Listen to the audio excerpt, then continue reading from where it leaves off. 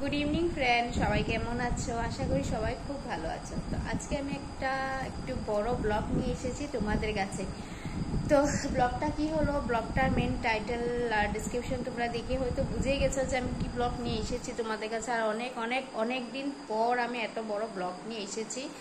আর ভেবেছিলাম স্ট্যান্ডটা আনবো আর মাইকটা আনবো, টোটালি আমি ভুলে গেছি দোনোটা আনতে। কারণ একটু একটু করে জিনিস আনা হচ্ছে, তার জন্য মানে কি হয়েছে, মানে জিনিসটা ভুলে গেছি আর কি ঢুকাতে। তো যাই হোক, নেক্সট টাইম আমি স্ট্যান্ড আর মাইক দিয়ে ব্লগ করব।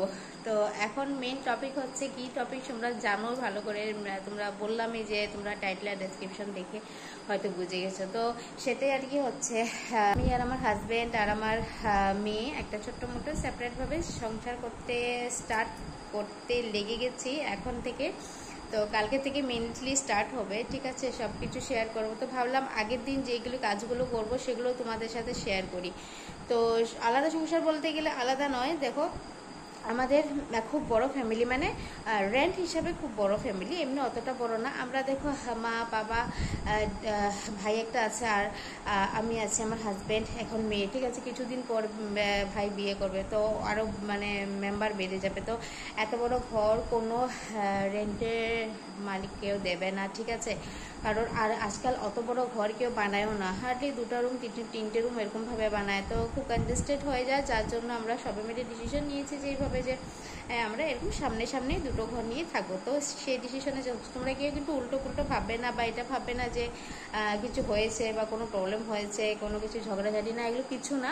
শুধু মানে কি আমরা রেন্টে থাকি, তো আমাদের নিজস্ব বাড়ি এখানে নেই, জোরহাটে আছে, কিন্তু আমরা ওখানে কেউ যাবো না, কেউ থাকে না, মাও থাকে না, বাবাও থাকে না, ওরা এখানেই আছে, ঠিক আছে? তো আমরাও এখানেই থাকবো আজীবন। আর মাটি বাড়ি কিনা হলে এখানেই কিনবো।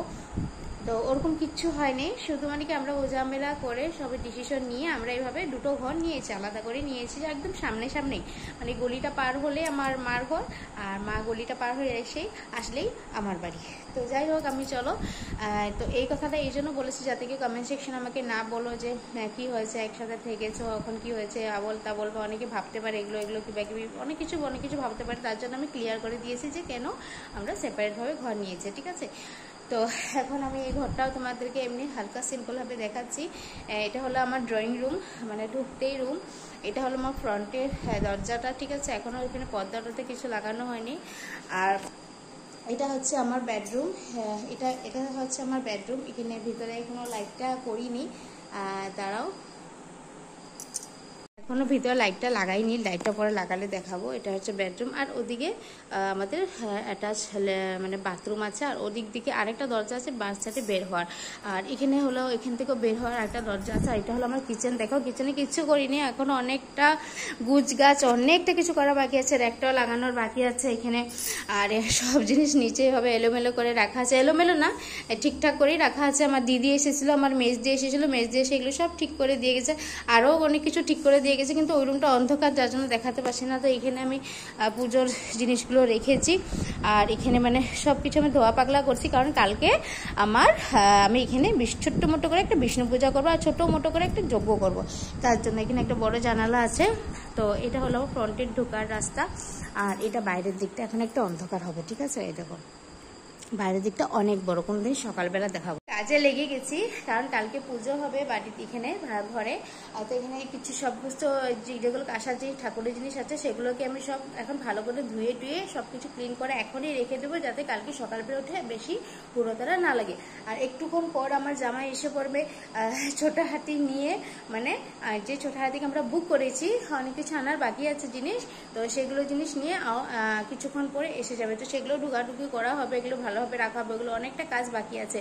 তো সবটুকু তো কাজ তোমাদের সাথে শেয়ার করতে পারবো না, যতটুকু পারবো তোমাদের সাথে শেয়ার করতে সেগুলোর জন্যই তোমাদের সাথে শেয়ার করি। চলো আজকে যতটুকু কাজ পারবো তোমাদের সাথে আজকের ব্লগটা আমি শেয়ার করছি। আর পুরো ব্লগটা দেখবে, কারণ বেশি বড় ব্লগ বানাবো না, একটু ছোট ব্লগই বানাবো।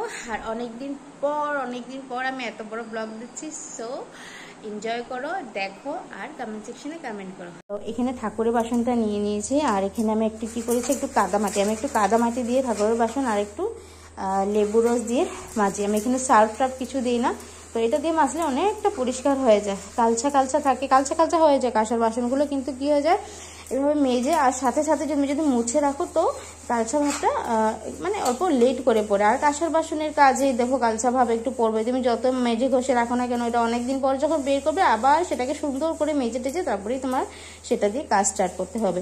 তো আমি এখন এটা চটচট করে কাঁসার বাসনগুলো মেজে নিই, তারপরে তোমাদের সাথে আমি আরও কাজ শেয়ার করছি। কতটা চিকচিক করছে একটা তোমাদের সাথে দেখাতে পারিনি, কারণ এতটা চকচক করছে না এই মানে এই মাটি। আর ওখানে তুমি কি করবে, একটুখানি লেবুর রস নিয়ে নেবে, সার্ফ টার্ফ কিচ্ছু দিতে হবে না। তো কতটা চকচক করছে বাসনটা।